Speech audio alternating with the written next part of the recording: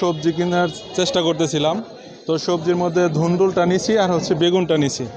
তো সবগুলা সবজির দাম বেশি মনে হচ্ছে, তার মধ্যে শুধুমাত্র ধুন্দুলের দামটা একটু কম, 40 টাকা কেজি। মাছের দাম একটু বেশি, সবজির দাম একটু বেশি, কাঁচামরিচের দাম আরো বেশি।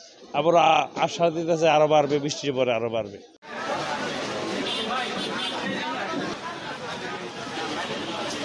পেঁয়াজের দাম বাড়তি, আলুর দাম বাড়তি, কাঁচামরিচের দাম বাড়তি, আজকে বাড়তি।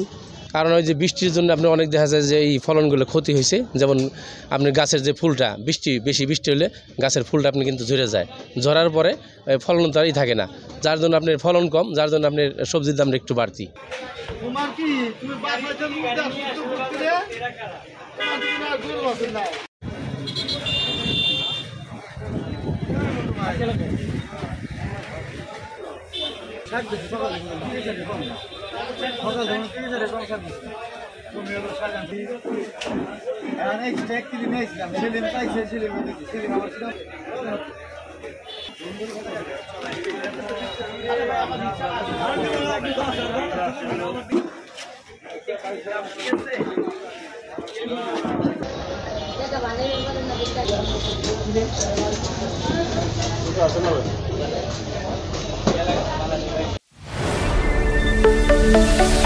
Thank you.